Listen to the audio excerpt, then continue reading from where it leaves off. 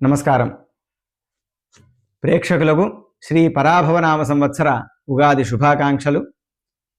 ఈ ఉగాది సందర్భంగా మిథున రాశి వారికి ఈ సంవత్సరంలో ఏ విధమైనటువంటి ఫలితములు ఉంటాయో ముందుగా తెలుసుకుందాం. అయితే వీరి యొక్క ఆదాయ వ్యయాల్ని పరిశీలిస్తే వీరికి ఆదాయం 8, వ్యయం 12గా ఉన్నది, రాజపూజ్యం 1, అవమానం 7గా ఉన్నది. అంటే ఆదాయం తక్కువ, వ్యయము ఎక్కువ. అంటే ఆ వ్యయం కూడా వ్యర్థమవుతోంది. ఎందుకయ్యా అంటే అక్కడ రాజపూజ్యం కూడా లేదు, అవమానం కూడా అధికంగా ఉంది. కాబట్టి అనవసరమైనటువంటి యొక్క వ్యయములే అధికంగా జరుగుతాయి. సంఘంలో కూడా కొంత అవమానకరమైనటువంటి యొక్క పరిస్థితులు ఎదుర్కోవాల్సినటువంటి పరిస్థితి ఈ మిథున రాశి వారికి గోచరిస్తూ ఉన్నది. కాబట్టి అన్ని విధములా జాగ్రత్తగా ఉండటం మంచిది. ముఖ్యంగా ఈ రాశి వారి యొక్క గ్రహ గోచారం కనుక పరిశీలిస్తే ఈ యొక్క గ్రహ గోచార ఆధారంగా ఈ మిథున రాశి వారికి విద్యా సంబంధిత విషయాలలో అధిక ప్రయత్నం చేత వీరు అనుకున్నటువంటి యొక్క లక్ష్యాల్ని చేరుకోగలుగుతారు. అంతేకాకుండా కష్టపడి చదివితే కానీ ఈ విద్యార్థులకు వారు అనుకున్నటువంటి యొక్క స్థాయిని, వారు అనుకున్నటువంటి యొక్క ఉత్తీర్ణతను వారు పొందలేనటువంటి యొక్క స్థితి ఉంటుంది. ఉన్నత విద్య కోసం ప్రయత్నం చేసేటువంటి వారు కూడా చాలా పలు విధములా శ్రమించాల్సినటువంటి యొక్క పరిస్థితి ఏర్పడుతూ ఉన్నది. అయితే ఈ రాశి వారికి మాత్రం ఈ సెప్టెంబర్ తర్వాత 2026 సెప్టెంబర్ తర్వాత కాలం మాత్రం కొంతవరకు అనుకూలంగా గోచరిస్తూ ఉన్నది. ఆ తర్వాత చేసేటువంటి యొక్క ప్రయత్నములు ఏవైతే ఉంటాయో అవి వీరికి అనుకూలమైనటువంటి యొక్క ఫలితాలని ఇచ్చే కాలంగా కనిపిస్తూ ఉన్నది. ఉద్యోగ సంబంధమైనటువంటి విషయాలను కనుక పరిశీలిస్తే వీరికి ఉద్యోగపరంగా, అంతేకాకుండా వీరు చేసేటువంటి యొక్క వృత్తిపరంగా కూడా కొంత ఒత్తిడి అనేటువంటిది బాగా పెరుగుతుంది. అయినప్పటికీ మీరు చేసేటువంటి యొక్క పనితీరు ఏదైతే ఉంటుందో తదనుగుణంగా మీకు మంచి గుర్తింపు కూడా లభిస్తుంది. పై అధికారులు అంటే మీకంటే ఉన్నత స్థాయిలో ఉన్నటువంటి అధికారులతో మాట్లాడేటప్పుడు మాత్రం కొంత సంయమనాన్ని పాటించండి. చాలా జాగ్రత్తగా మాట్లాడటం వల్ల మీరు చేసేటువంటి పనికి అనుకున్న దానికి 2 ఎక్కువగా మీరు గుర్తింపు పొందేటువంటి అవకాశం ఉంటుంది.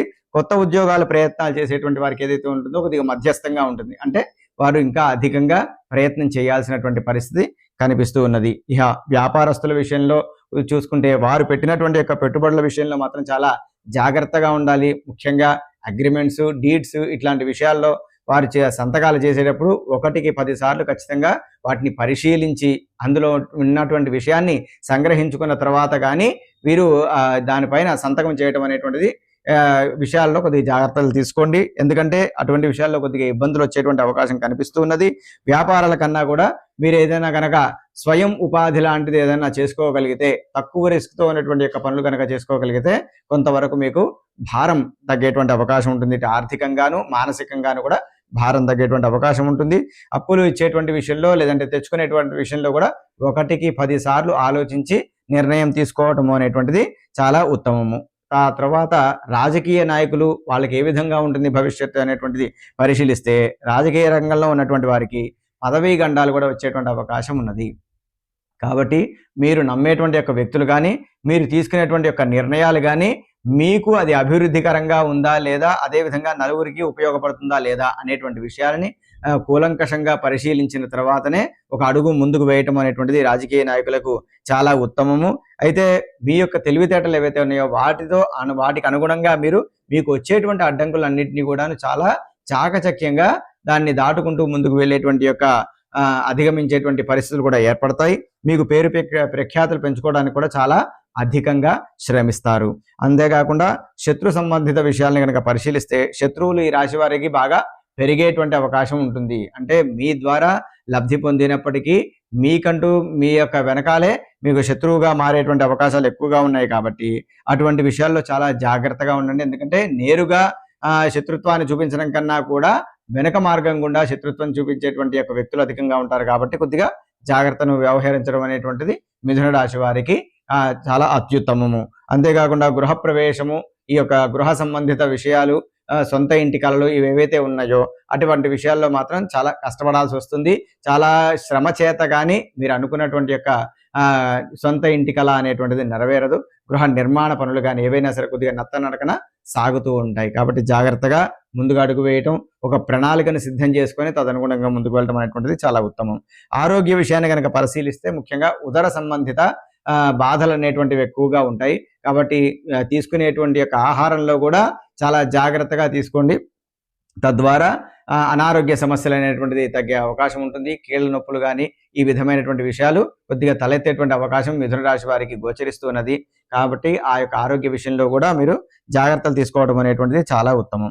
సంతానము విషయానికి కనుక పరిశీలిస్తే సంతానము మరియు దాంపత్యపరమైనటువంటి విషయాల్లో మధ్యమంగా ఉంటుంది. చిన్న చిన్న పొరపచ్చాలు వచ్చేటువంటి అవకాశం ఉంది. అయినప్పటికీ దంపతుల మధ్య ఎన్ని వచ్చినా ఒకరినొకరు అర్థం చేసుకుంటూ ముందుకు వెళ్ళేటువంటి యొక్క స్థితిగతులు కనపడుతూ ఉన్నాయి.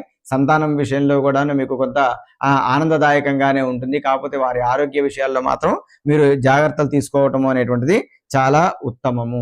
అయితే ఏ విధమైనటువంటి అపార్థాలు కుటుంబంలో లేకుండా చూసుకోవడం అనేటువంటిది చాలా ఉత్తమము. ఇక బంధువుల విషయంలోకి వస్తే బంధువులతో కాస్త ఆస్తి తగాదాలు రాకుండా చూసుకోవాలి. మధ్య మార్గంగా చాలా జాగ్రత్తగా మెళకువతో ముందుకు వెళ్ళటం అనేటువంటిది ఈ మిథున రాశి వారికి చాలా ఉత్తమం. అనవసరమైనటువంటి విషయాల్లో తలదూర్చకండి, అనవసరమైనటువంటి వ్యక్తులతో మాట్లాడకండి, అనవసరమైనటువంటి యొక్క మాటల వల్ల కొత్త కష్టాలని కొని తెచ్చుకోకండి. కాబట్టి ఈ విధమైనటువంటి అనేక విధమైనటువంటి యొక్క ఇబ్బందులు ఈ సంవత్సరం కొద్దిగా మిథున రాశి వారికి గోచరిస్తూ ఉన్నాయి. కాబట్టి ఈ విషయాలని అన్నింటినీ కూడా అధిగమించడానికి, అంటే ఈ కష్టాలని అడ్డంకుల్ని అధిగమించడానికి నిత్యము కూడా హనుమాన్ చాలీసా పారాయణ చేయండి.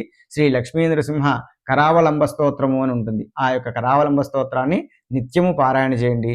ఈ యొక్క కష్టములన్నింటినీ కూడా చాలా అవలీలగా, చాలా సులువుగా వీటి నుండి బయటపడి మీరు అన్ని విధాలా కూడా శుభత్వాన్ని పొందేటువంటి అవకాశం ఉంటుంది. కాబట్టి ఆ యొక్క పారాయణలు నిత్యము చేయవలసింది, శుభ ఫలితాల్ని పొందవలసింది.